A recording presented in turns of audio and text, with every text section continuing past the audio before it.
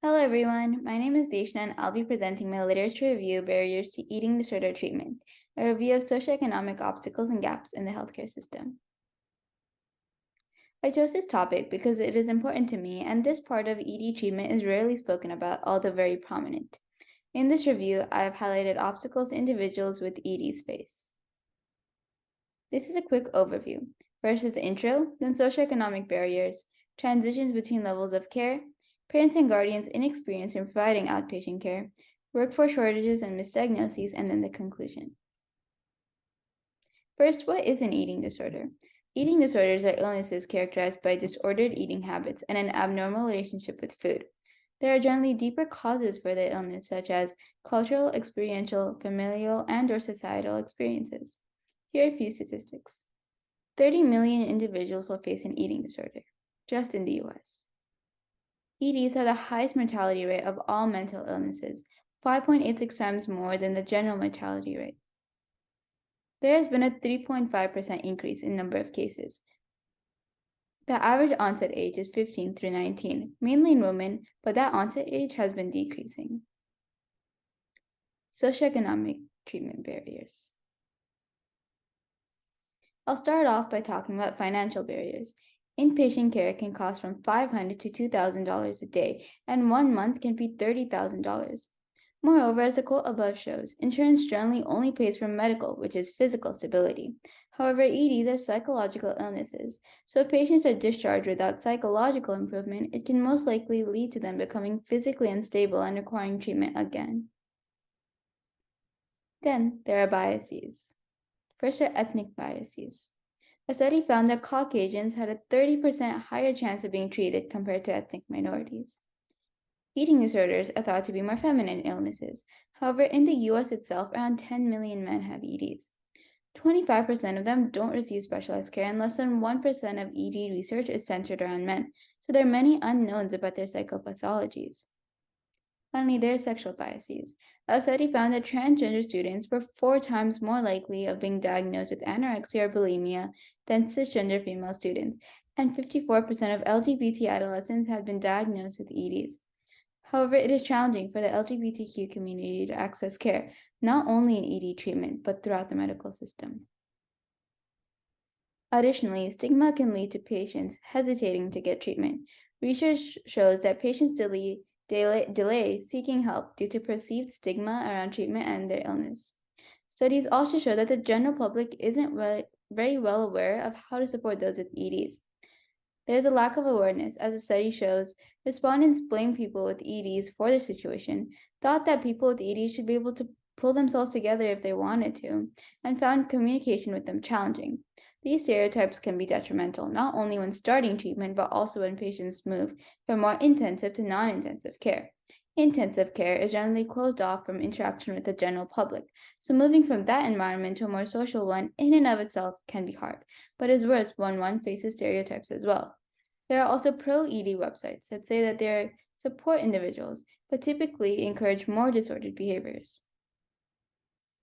Moving along, another hindrance are disruptive transitions between levels of care. First, when moving from adolescent to adult care, adults are expected to be more independent and are offered less support. In fact, a study found that only 4 out of 76 cases of transition were optimal. Additionally, when individuals go to university, they can forget or only haphazardly plan for treatment wherever they go, leading to a decline in their health. When moving from inpatient to outpatient care, there must be careful planning, especially when moving to an environment with less support. But due to circumstantial emergencies, this detailed planning generally doesn't happen. From outpatient to inpatient care, despite the fact that you're getting more support, both patients and parents can feel a loss of control over treatment. Parents are typically not well equipped in providing outpatient care for their children.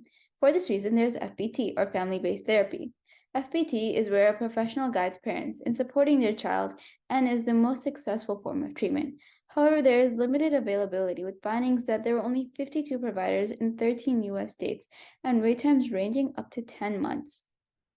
Outpatient care can also be very stressful on caretakers. A study found that 36% of guardians have mental challenges and 17% have psychological stress. Workforce shortages and misdiagnoses. Currently, there are no screening methods in place due to the possibility of false positive results, leading to unnecessary financial expenditures and stigma. Still, 54% of medical providers prefer to have a screening method in place, several of which are being perfected as we speak. Over one half of eating disorder patients do not meet full hospital criteria, even though they have similar psychological behaviors as those who do meet criteria. In fact, there's an increasing number of atypical anorexia cases. Atypical anorexia is when patients have all the behaviors of normal anorexia but aren't underweight. The problem here is that anorexia and all eating disorders are mental illnesses, but they're treated as physical illnesses. At the end of the day, that treatment will help no one because without psychological improvement, there can ultimately be no sustainable physical improvements, as the two are tied very closely together.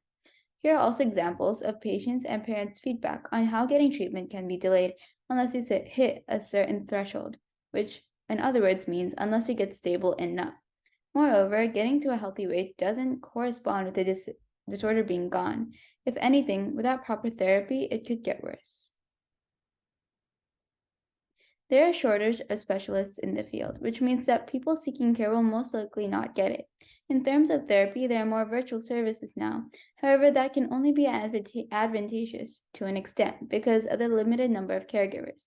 In the given study, only 1/4 of the patients who were referred to specialist care completed treatment. Also, primary care providers can guide families to specialists, but generally don't initiate treatment on their own because of uncertainty on how to treat patients. However, they end up having to do so because of a limited number of specialists.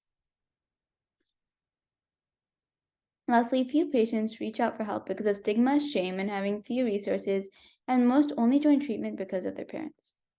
In a study, over 40% of screened patients didn't think therapy was needed, and nearly 20% of them didn't have the time nor knew the seriousness of their condition. Additionally, before I had mentioned that parents weren't always well equipped to provide adequate outpatient care to patients. However, even caregivers aren't always experienced or able to understand EDs. In this study, well over one half of questioned physicians felt patients' EDs were on purpose. If caregivers don't understand the psychopathologies of EDs, then how can they provide necessary care and support for patients? Moving on to my conclusion. Here's a recap of the barriers to eating disorder treatment illustrated in this review. For time's sake, I won't list each out, but the main hindrances are socioeconomic barriers, disruptive transitions, parents and guardians' lack of experience for outpatient care, workforce shortages, and misdiagnoses. Here are the key takeaways from this review. Eating disorder treatment will improve if 1. The general public learns more about how to support those with the illness. 2. All individuals, regardless of background, are given equal care. 3. Smoother transitions are placed between levels of care. 4. Parents are given more resources on how to support their children. 5. More specialist care services are available to individuals. 6. Patients are treated for their psychological and physical conditions. 7. Caregivers are better trained in understanding eating disorders. I hope you learned something new, and thank you for listening, everyone.